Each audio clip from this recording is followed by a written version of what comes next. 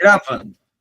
Muito bem, nós estamos juntos aqui nesse momento, nesse espaço que nós propomos aqui no Transitar Teológico, um canal preparado para você ter informações transdisciplinares que vão alcançar todas as áreas do conhecimento, do saber, da cultura, para que você tenha uma formação, uma oportunidade aqui, poder ter um conteúdo cada vez mais amplo, cada vez mais diverso, cada vez mais proposto a trazer para você uma melhor informação, um maior conhecimento e desenvolvimento.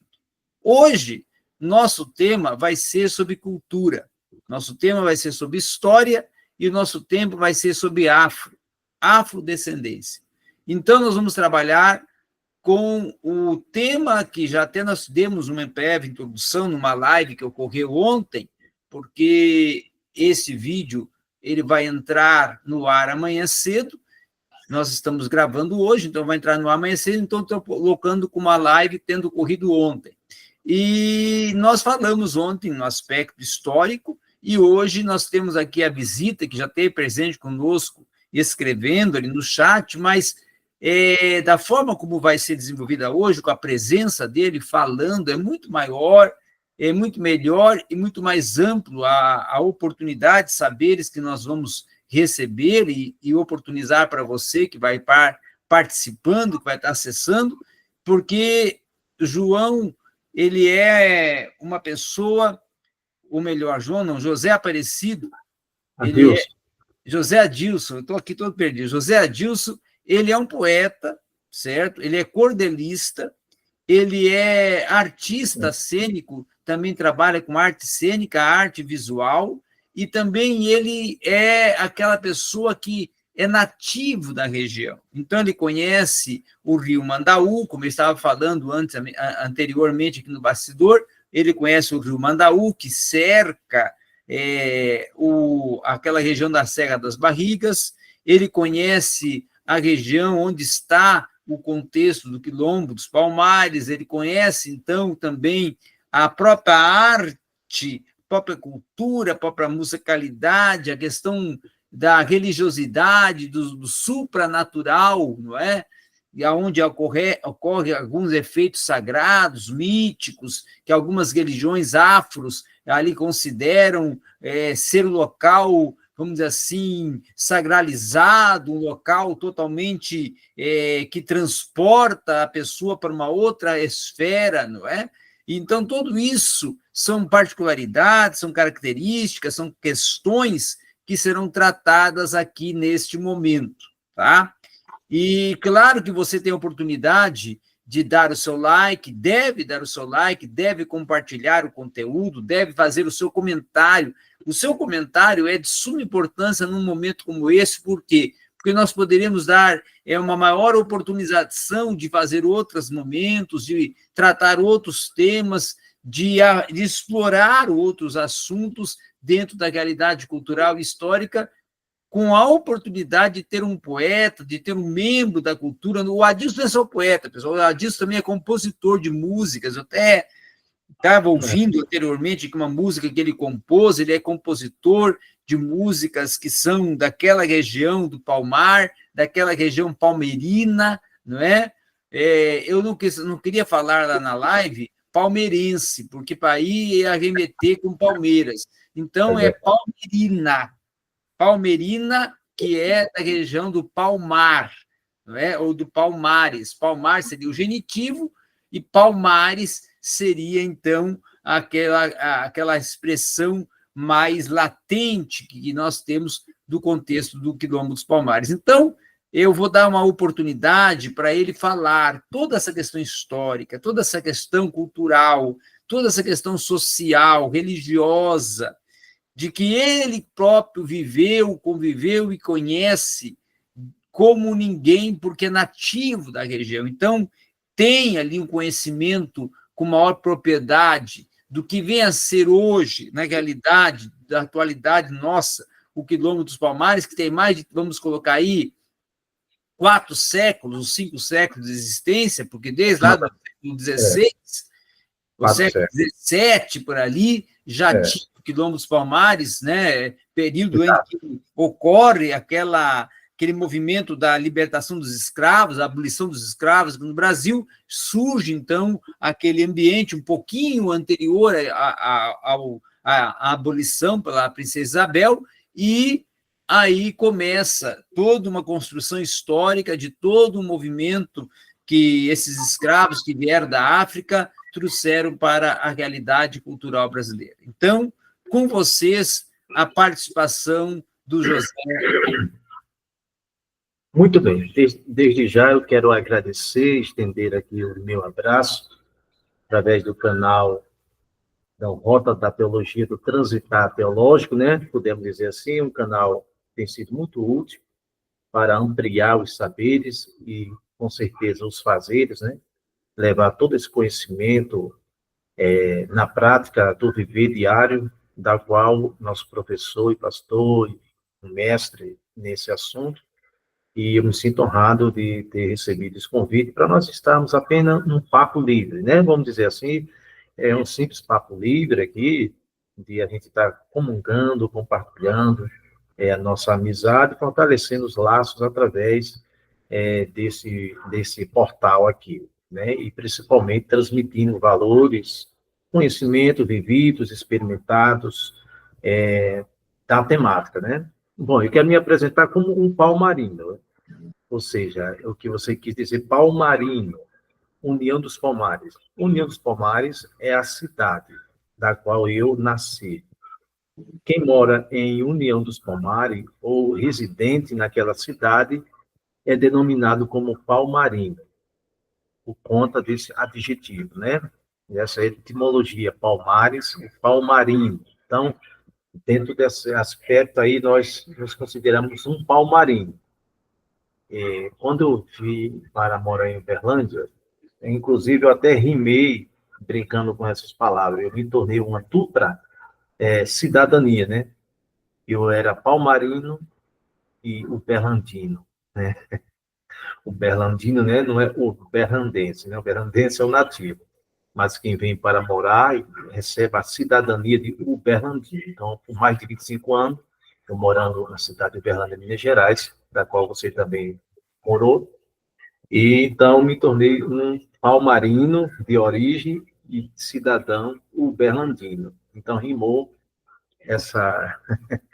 Bom, então, professor Danilo, aqui, eu sou essa pessoa simples, nasci no lugar tal qual é a nossa temática, né? Um lugar lá no cantinho do Nordeste do nosso rico país, Brasil, lugar tropical, um lugar bem conhecido hoje na história mundial através dessa história, desse tombo que aconteceu.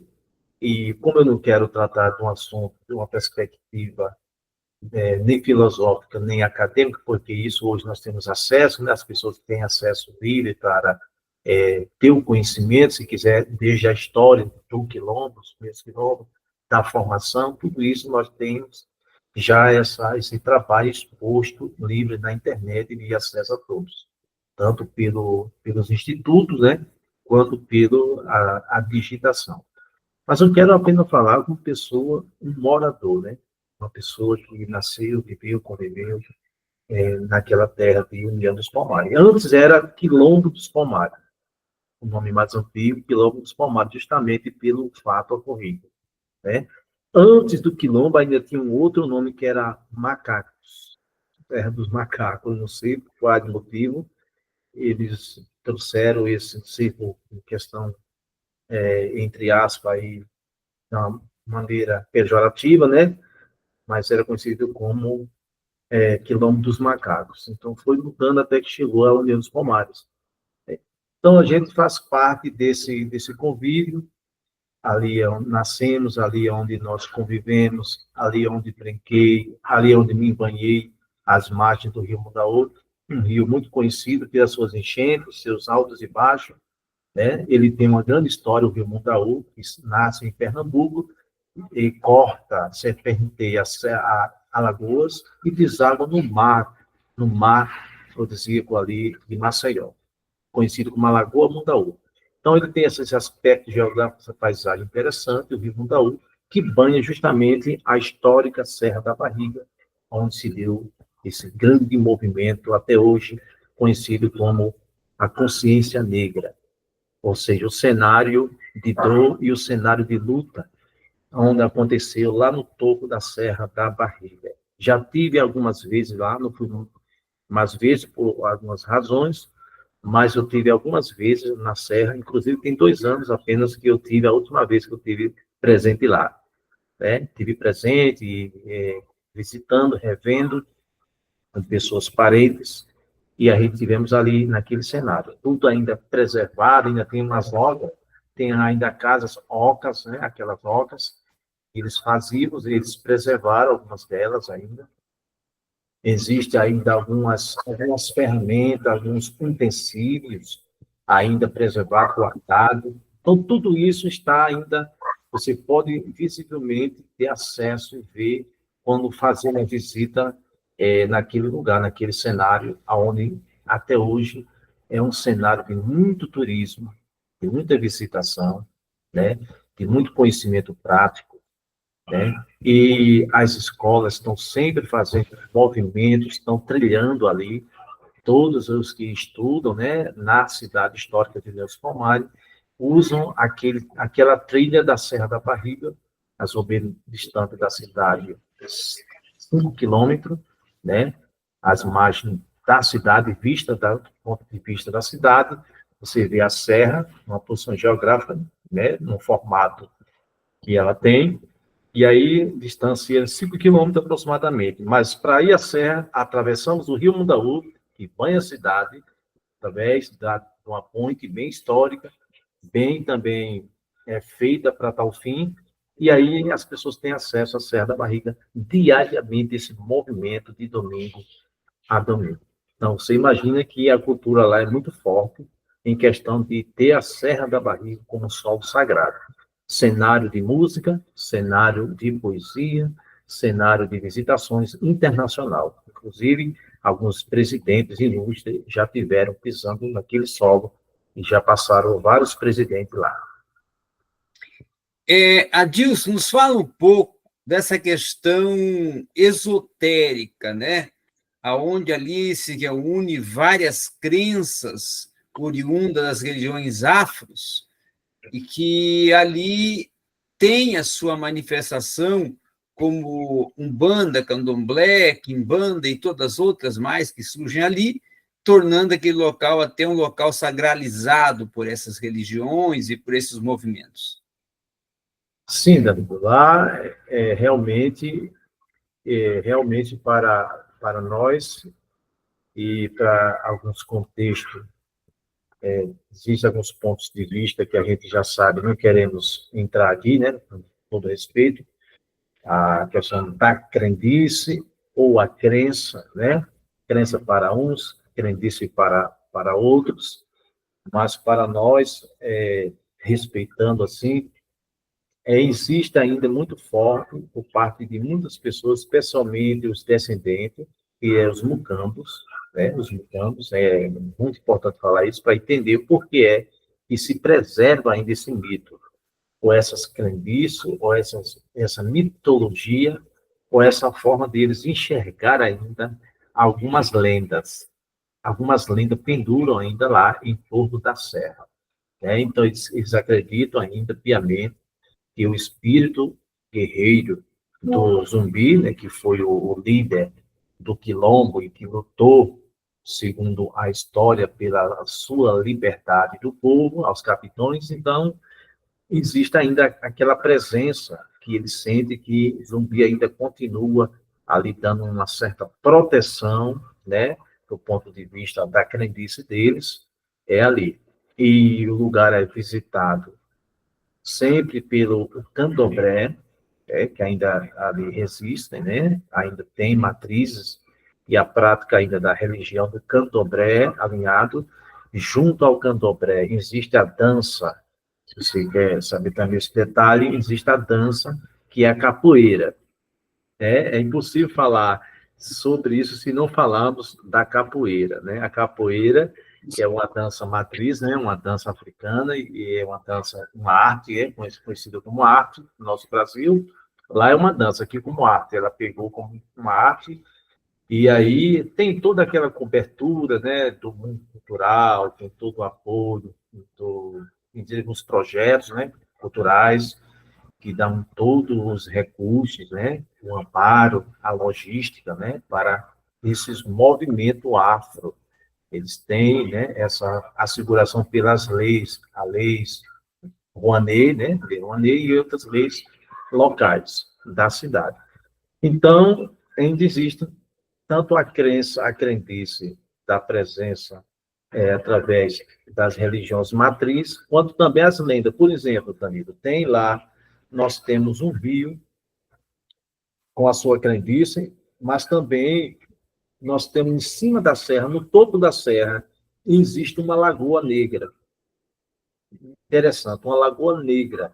E nessa lagoa negra, por ela ser escura, né, um material férreo, biológico, não sei, uma infusão de mistura, de composição lá em cima da serra, que ela é uma lagoa negra, ela é água escura e fervente, viu? Quentinha, morninha, né? Então, existem muitas lendas em torno dela. Então, geralmente, as pessoas que vão, querem ali, querem tocar, querem fazer alguns pedidos, né? Acham que tem algumas coisas em volta dela, que eles criaram, e ali, aquilo ali, tudo se passa pela cabeça dos turistas quando estão pessoalmente vendo aquela imagem, né? Então, tem todo um certo roteiro para você chegar na serra, desde o começo dela até a subida do todo. E esse cenário montado, né, arqueológico, até podemos dizer isso, tem toda uma mitologia de crendice também alinhado a essa cultura.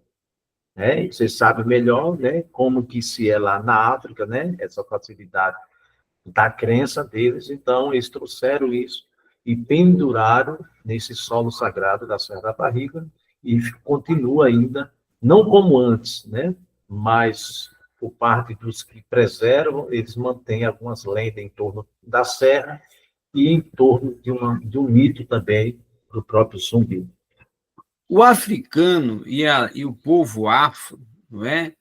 Eles têm uma característica muito voltada à musicalidade. É um povo de uma facilidade de comunicação através da poesia, através do cântico, da dança, da música, do atabaque, dos instrumentos de percussão, que é o instrumento que eles mais utilizam para suas músicas, e também até das próprias danças, da própria harmonia da voz, porque quando eu morava na África, uma coisa assim que eu achava muito interessante, que o africano, pessoal, ele não precisa de instrumento, e a própria voz dele é um instrumento, a própria voz dele tem uma harmonia e uma sinfonia, então que você vê assim que eles desenvolvem vários tons com a voz, que você fica bastante surpreso da forma como eles desenvolvem. Então, essa influência musical, essa influência harmônica,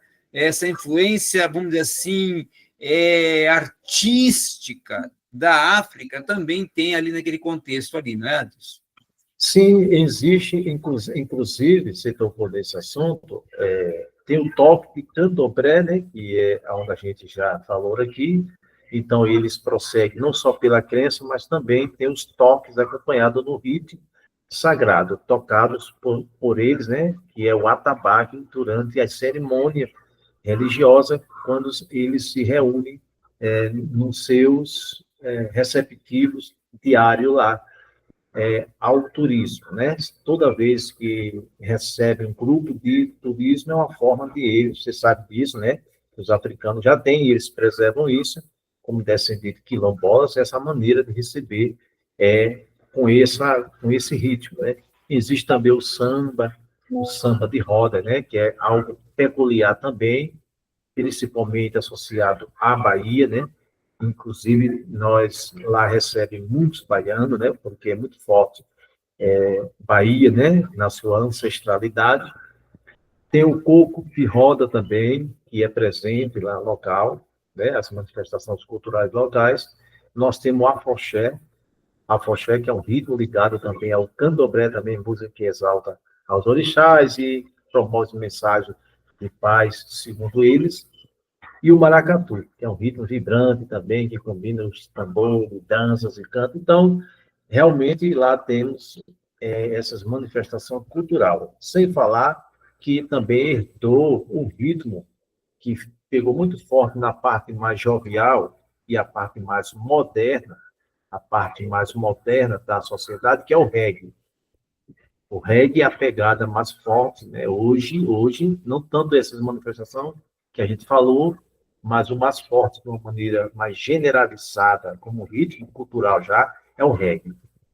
O reggae desde Bahia até o Maranhão, passando pela cidade de União, é uma tradição cultural, artística, ainda muito, uma pegada muito ritmada, muito forte, que é o reggae, né? Você sabe que E nasceu o na... reggae é também da África, é da Nigéria, né? A mistura da Nigéria e a Jamaica. Nigéria e Jamaica. É É, uma outra questão também, agora que seria uma outra pergunta, como que esse ambiente cultural influenciou Adilson enquanto poeta, enquanto compositor?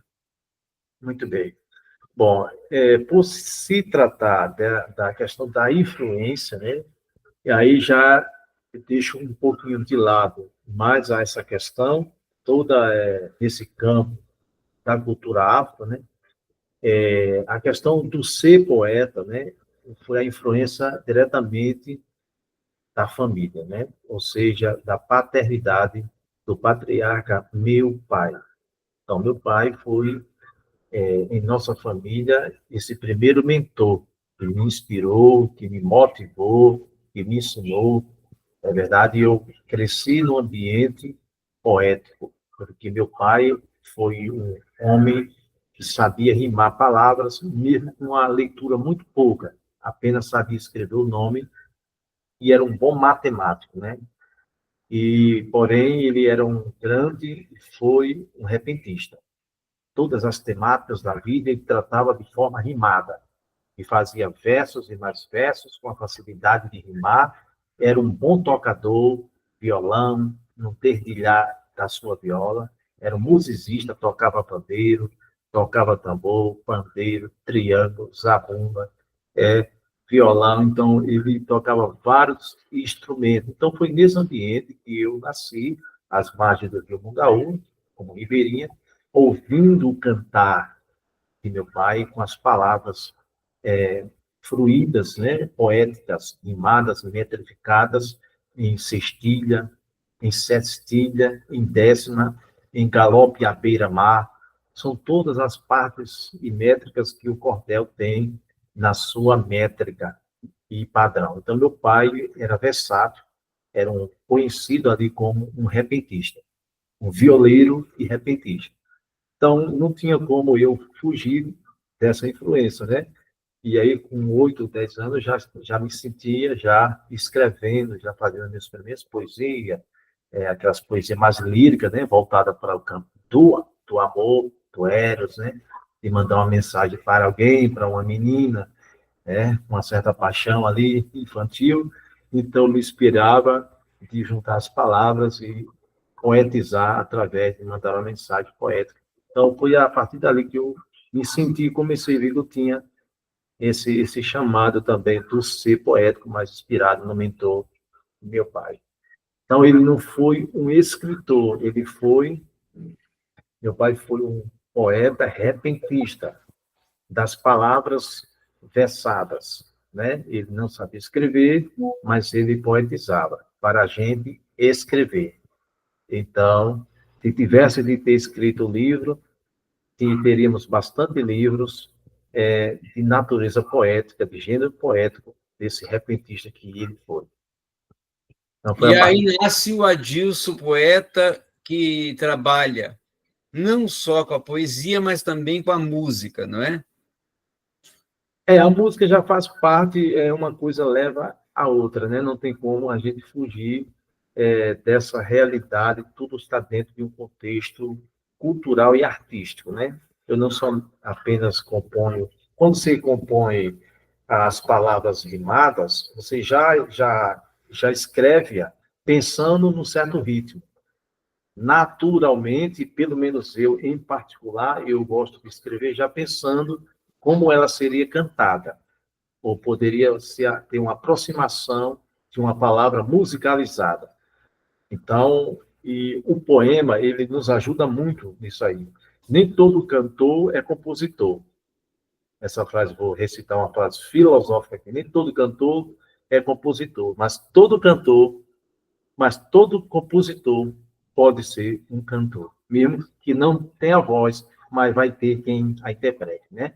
Vai ter os seus intérpretes. Então, esse dom do ser poeta, de escrever, de criar os seus poemas, a sua poesia, nas suas métricas que se exigem em cada padrão, é muito valioso e é relevante, porque através do poema você parte para a parte da partitura da música.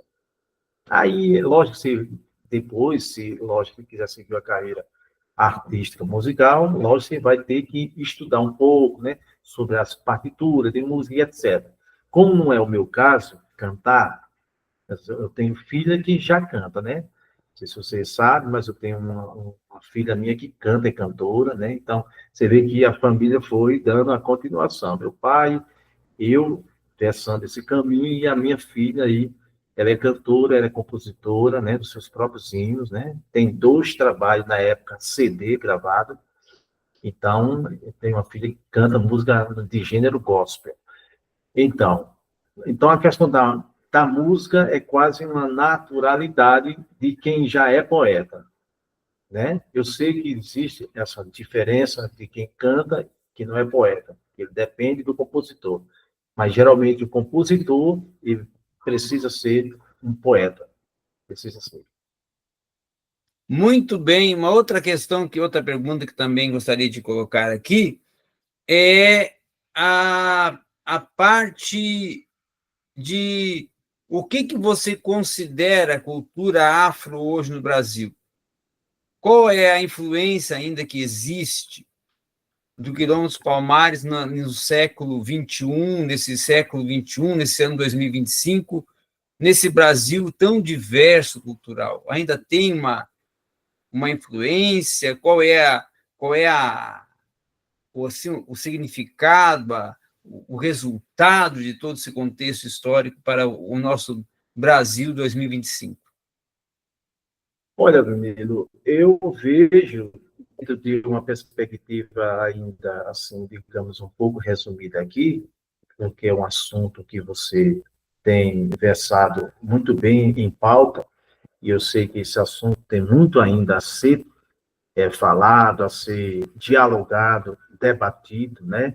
Mas no contexto de realidade que a gente vivemos hoje no nosso país, eu vejo que, primeiramente, eu vejo essa questão como a resistência, em particular, pelo menos partindo do ponto de vista do Quilombo dos Palmares, o maior grito na história de liberdade de um povo, ou em busca da sua liberdade, eu vejo como uma resistência à identidade cultural.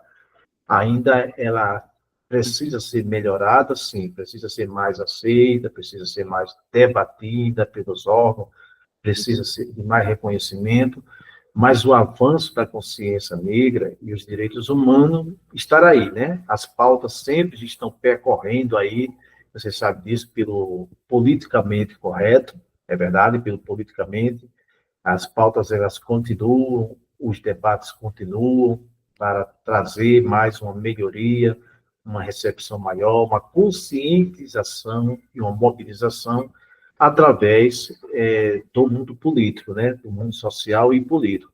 Porém, no particular, eu ainda vejo o ponto mais principal é a resistência e a identidade que aquele povo tem, mantém a sua identidade característica e ainda continua com essa resistência. Ainda é um povo que se sente lutando pelas pautas, pelas causas, né, pelo reconhecimento, especialmente os quilombolas, né?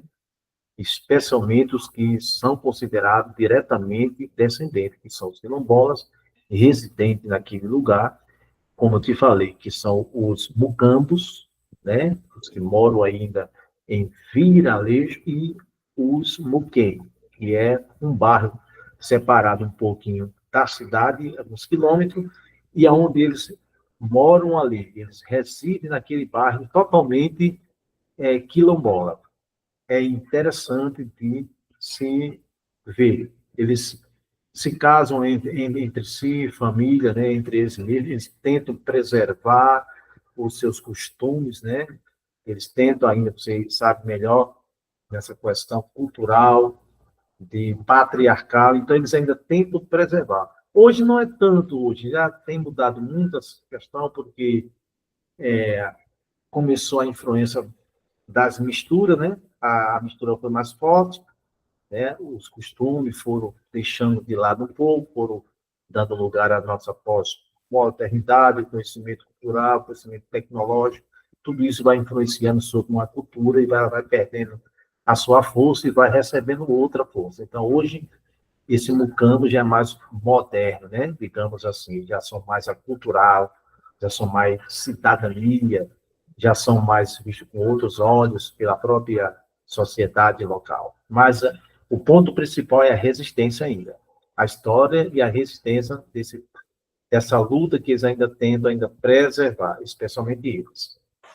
Então, para encerrar, nós vamos ter a oportunidade de pedir aqui para o nosso poeta, e eu tive a oportunidade de ver ele várias vezes recitar, não é? Ele recitar um verso, ou uns versos da sua autoria, para nós aqui podemos ver. Olha aí um livro dele, a Reflexão Temática. Aproveitando, esse aqui é um dos meus primeiros livros, por escrito, Reflexão Temática Poética, de natureza totalmente poética, com as temáticas diversas. Eu trato desde religião, política, sociedade, economia, e enfim. Então, a gente temos aqui aproximadamente umas 20 temáticas.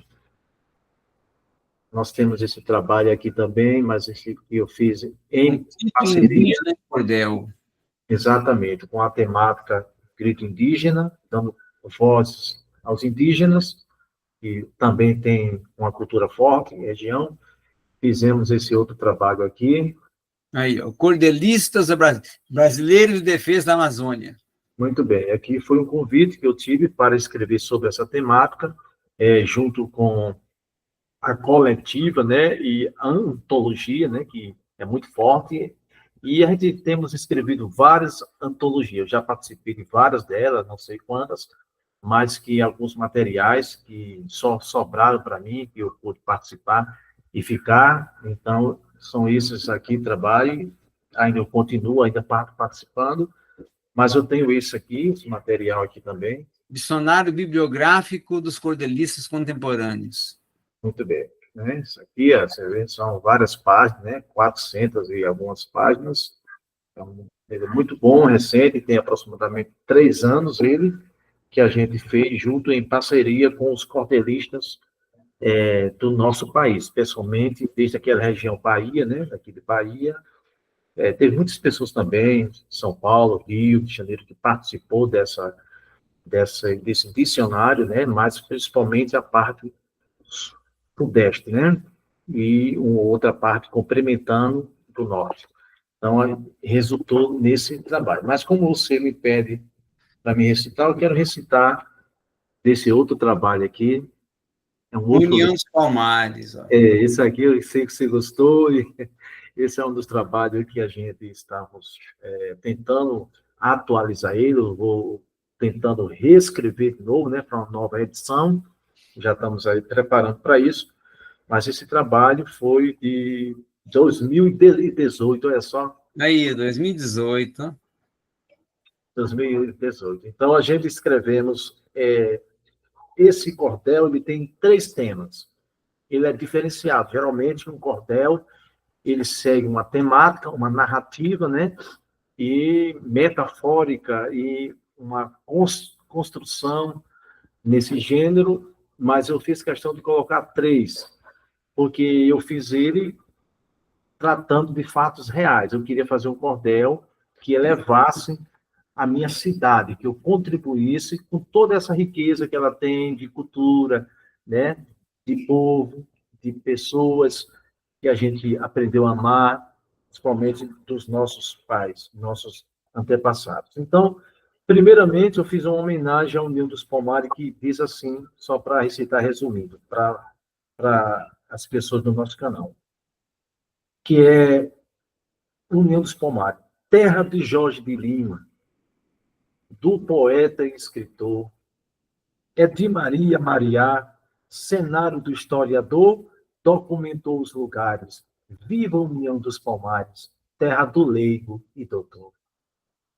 Tem a sua formação lutando pela igualdade, fazem parte a família desta guerreira cidade, desde o seu anterior, na cidade interior, viva a União dos Palmares. Terra de bons oradores, pregadores de verdades, patriotas, moradores, filhos dessa liberdade, preservando o Mundaú, como se guarda um baú, viva a União dos Palmares.